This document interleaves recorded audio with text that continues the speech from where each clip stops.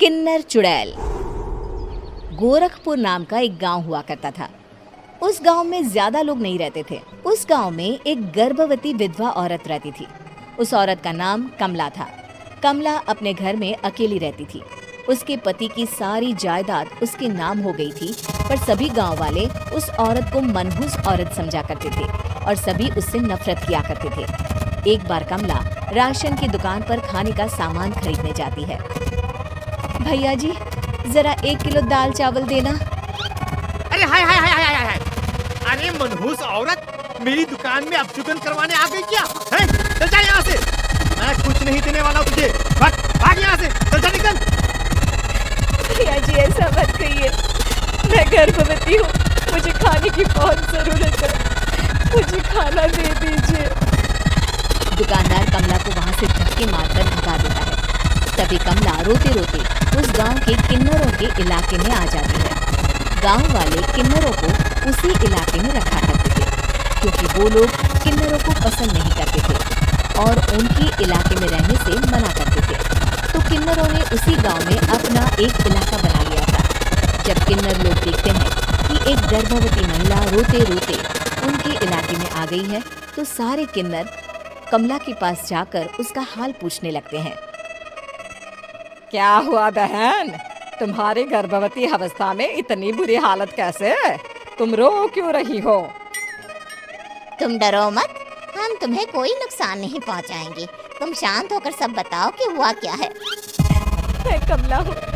मैं गांव के दूसरे इलाके से आई हूँ। 2 महीने पहले ही मेरे पति की मौत हुई है। मुझे गांव के लोग मनहूस मानते हैं, क्योंकि मैं विधवा हूँ और गर्भवती भी। वहाँ के लोग मुझे खाने के लिए कुछ बेचने के लिए भी तैयार नहीं, जिससे मेरा गुजारा नहीं हो रहा था। कोई बात नहीं कमला, हम तुम्हारा ख्याल रखेंगे। किन्नर लोग कमला को एक खाली घर में रहने के लिए जगह दे देते हैं और उसकी देखभाल भी करते हैं। कुछ ही महीने बाद कमला अपने बच्चे को जन्म देती है, पर अफसोस, कमला बच्चे को जन्म देते ही अपनी जान गंवा देती है। जब सब किन्नर बच्चे को देखते हैं तो बहुत खुश हो जाते हैं, क्योंकि वो बच्चा भी किन्नर ही था। कमला ने एक किन्नर बच्चे को जन्म दिया था। अब इस बच्चे की देखभाल कौन करेगा? हम तो इस बच्चे को गांव के दूसरे इलाके में भी नहीं भेज सकते। अरे तो क्या हुआ, इस बच्चे की माँ नहीं रही, कहाँ से पालेंगे? अब ये हमारे इलाके में रहेगा, हमारे साथ रहेगा। फिर वो किन्नर उस किन्नर बच्चे को गोद ले लेते हैं, उसका नामकरण कराते हैं।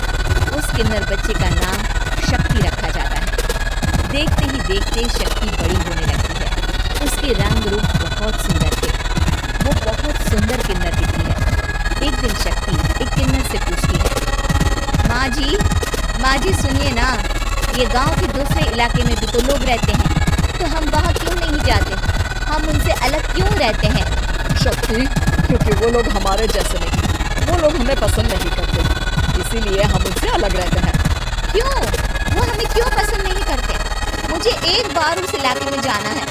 मैं एक बार वहाँ जाकर घूम कर आऊँ। शक्ति, खबरदार, जो तू उस इलाके में कभी भी गई तो अपनी जान नहीं गंवाना चाहती तो उस इलाके में कभी कदम भी नहीं रखेगी, समझी? इतना कहकर वो किन्नर वहाँ से चली जाती है। शक्ति उस किन्नर की बात सुनकर बहुत रोती है। माँ जी, ऐसा कैसे कह सकती है? उन्होंने इतनी सी बात के लिए मुझे इतना डांटा। अब तो मैं उस इलाके में जरूर जाऊंगी। फिर एक दिन शक्ति गांव के दूसरे इलाके में चुपके से जाती है। ये लोग तो हमारे जैसे ही इंसान हैं, तो ये हमसे नफरत क्यों करते हैं? जब शक्ति उस इलाके में पहुंचती है तो गांव के सारे आदमी उसके रूप से मोहित हो जाते हैं। वो लोग ये अंदाज़ा नहीं लगा पाते कि वो किन्नर है। शक्ति की सुंदरता देखकर सारे गांव वाले उसकी तारीफ करने लगते हैं। तभी गांव का चक्कर लगाने गांव के जमींदार का बेटा हर्ष वहां पहुंचता है। हर्ष भी दिखने में बहुत सुंदर होता है। जब हर्ष ने शक्ति को देखा तो वो भी उससे मोहित हो गया, और जब शक्ति की नज़र हर्ष पर पड़ी तो वो हर्ष को देखकर मोहित हो गई। आपको पहले कभी इस गांव में देखा नहीं। इस गांव में आप नए हैं क्या? जी नहीं, वो मैं बस। तभी शक्ति बोलते बोलते रुक जाती है और मन में सोचने लगती है, अगर मैंने इनको बता दिया कि मैं दूसरे इलाके से आई हूँ तो वो समझ जाएंगे कि मैं किन्नर हूँ, इसलिए मुझे इनसे झूठ ही बोलना पड़ेगा। शक्ति हर्ष को कहती है, जी हाँ, मैं इस गांव में नई आई हूँ, यहाँ अकेली रहती हूँ। वैसे आप कौन हैं? आप भी इसी गांव में रहते हैं? जी हाँ, मैं इस गांव के जमींदार का बेटा हूँ। आपको किसी भी चीज की जरूरत पड़े तो आप मुझे बता दें, मुझे अच्छा लगेगा। ऐसे ही शक्ति और हर्ष एक दूसरे से रोज मिलने लगते। वो दोनों अपने प्यार का इजहार करने एक दूसरे से मिलने जाते हैं। तभी शक्ति का पीछा करते करते एक किन्नर वहां आ जाती है। शक्ति, शक्ति, मैं तुमसे बहुत प्यार करता हूँ। मैं तुमसे शादी करना चाहता हूँ। क्या तुम मुझसे शादी करोगी? हाँ हर्ष, मैं तुमसे शादी करूंगी, पर मैं तुमको अपने बारे में एक सच्चाई बताना चाहती हूँ जो मैंने तुमसे छुपा कर रखी है। तभी उनके बीच में ही वो किन्नर आ जाती है। शक्ति, तेरी हिम्मत कैसे हुई ऐसा करने की? वो किन्नर शक्ति को खींचकर गांव के जमींदार के पास ले जाती है। हर्ष भी वहां शक्ति को बचाने के लिए पहुंच जाता है। जमींदार शक्ति और हर्ष के प्यार के बारे में सुनकर गुस्से में आ जाता है और शक्ति को गांव के बाहर निकालने की सजा देता है। शक्ति ये बात सहन नहीं कर पाती और कुएं में कूदकर अपनी जान दे देती है। जमींदार हर्ष की शादी गांव की एक लड़की से करवा देता है, पर हर्ष इस शादी से खुश नहीं होता। शक्ति अपना बदला लेने के लिए मरने के बाद किन्नर चुड़ैल बन जाती है।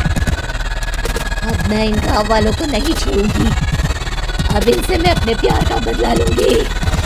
किन्नर चुड़ैल गांव वालों को परेशान करना शुरू कर देती है। एक बार वो रात को गांव के खेतों में पहुंच जाती है और वहां आग लगा देती है। सारी फसल जल के राख हो जाती है। जब एक आदमी रात को उठकर देखता है कि खेत में आग लग गई है तो वो वहां पहुंच जाता है।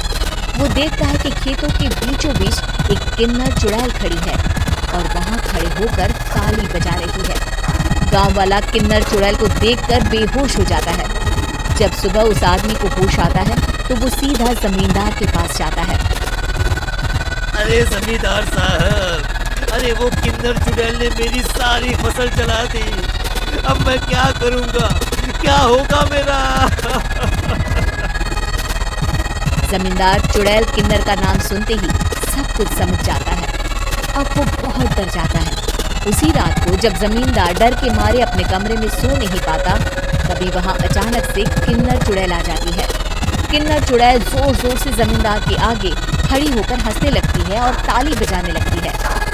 जमींदार उस डरावनी किन्नर चुड़ैल को देखकर बहुत डर जाता है। तूने मेरे साथ बहुत बुरा किया, अब मैं तुझे जान से मार दूंगी। नहीं नहीं नहीं नहीं, मुझे माफ कर दो, मुझे मत मारो। मैं कभी ऐसा दोबारा नहीं करूंगा। अब तुम जो बोलोगी वही मैं करूंगा। ठीक है, मैं चाहती हूँ कि किन्नर इलाका गांव के इलाके से जुड़े और गांव का कोई भी आदमी किन्नर समाज से द्वेष ना करे, उससे नफरत ना करे, नहीं तो मैं सारे गांव को मार दूंगी। और तुम गांव में एक नया कानून बनाओ कि अगर किसी ने भी किन्नर समाज को हानि पहुंचाने की कोशिश भी करी या इनसे भेदभाव करने की भी कोशिश करी तो उनको कड़ी से कड़ी सजा मिलेगी।